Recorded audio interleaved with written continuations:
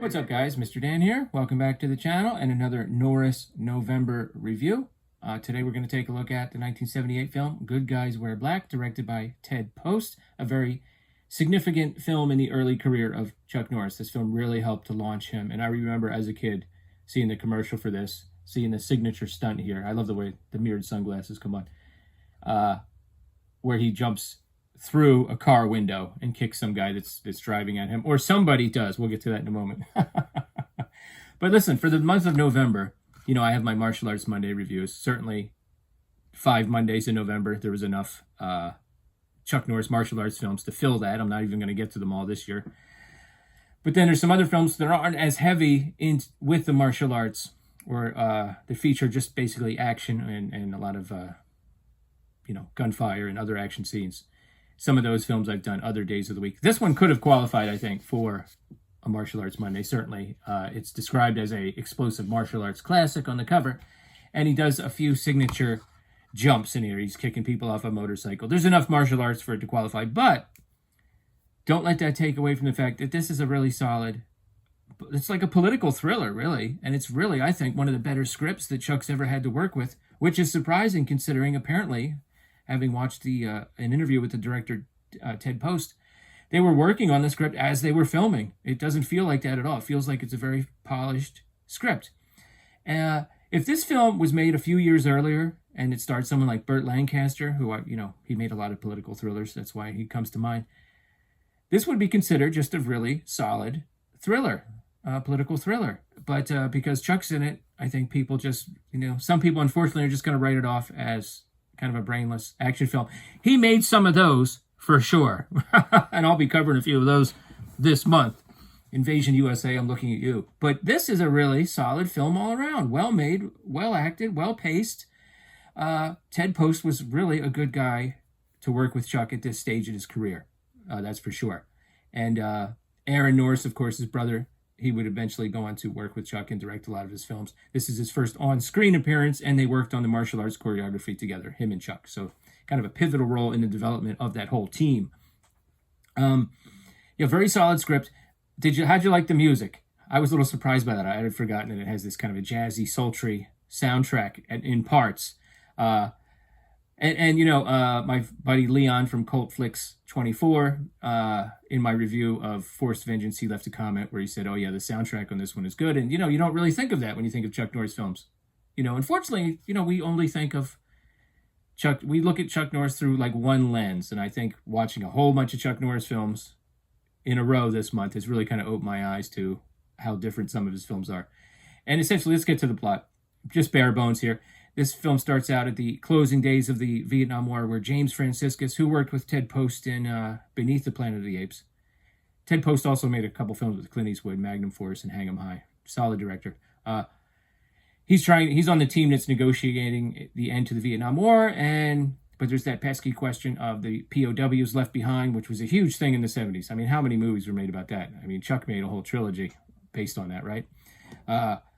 So he coordinates a last-ditch rescue effort by a covert CIA group called the Black Tigers, led by Chuck Norris, and they all wear black.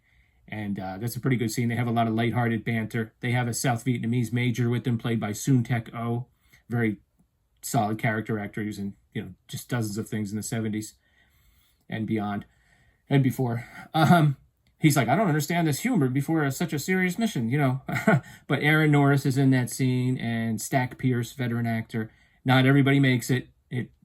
As you can imagine, the whole mission goes to shit. One guy gets a wound, and he starts like babbling incoherently. And then sadly later, when they catch up to him, it appears that he's suffered like permanent cognitive deficits as a result of that. It's actually kind of sad. It really is. But that whole mission goes to shit. Chuck has a little bit of a testy relationship with his sort of CIA contact, played by Lloyd Haynes, who's probably a veteran actor, who's probably one of the better sort of, I don't want to say sidekick because that's a little demeaning, partners of Chuck in any of his films. He often has really solid character actors working alongside him. Dennis Farina, Louis Gossett Jr., which definitely helps. But their relationship is really good. It kind of evolves, and Chuck does not work for any agencies or anything like that, so he's kind of unofficial, whereas the Lloyd Haynes, his character's Murray, is kind of still working in an official capacity. And what happens is all of the survivors of this mission start to be picked off.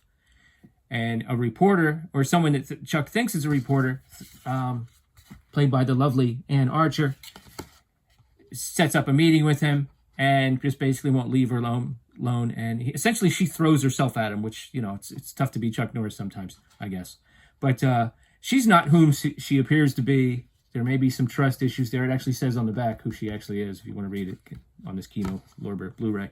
But together, they start to try to solve this mystery, and they're of course traveling the country.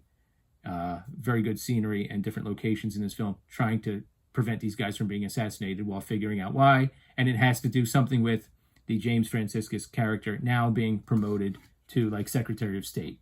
So he's going through this confirmation process, which may have unearthed a few things.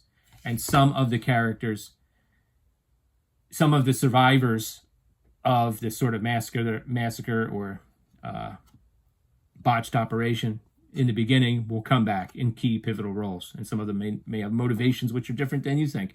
So lots of fight scenes. There's a scene on a ski slope in the 70s that was almost standard. Some really good stunts in martial arts. He kicks a guy off a motorcycle. There's a really good fight in the airport. People are grabbing ski poles and swinging them around and things. Now, the signature stunt that we saw on TV, that I saw on TV when I was a kid, and made me want to watch this so bad. And by the way, it was PG. I don't know why I didn't use that angle to try to get my dad to take me to see this. Maybe I did, but he wasn't a martial arts fan. Sadly, it's a stunt. You can see it's a very obvious stunt man as he's flying through the air, but it's still a cool idea. And this is really just like a solid film all around. It's really good. Start to finish, very good climax. The James Franciscus character is just a smug, arrogant SOB. And even when Chuck and the past seem to be closing in on the James Franciscus character, he always seems to have like this wild card to get out of every situation. He's really like one of the better sort of villains that Chuck's ever gone up against. Maybe not very memorable, because they don't mix it up with the martial arts, but a really solid villain. I would guess, like I said, this is like a political thriller with some action and martial arts. That's the way I would describe it. So if you're not a huge Chuck fan, but you're kind of interested, this would be a good place to start, I think. Definitely. If you don't want to see something that's like broad with a whole lot of explosions and over-the-top action, this is a really good one to start with. What are your thoughts about Good Guys Wear Black? Let me know in the comments below, and I will check you guys next time.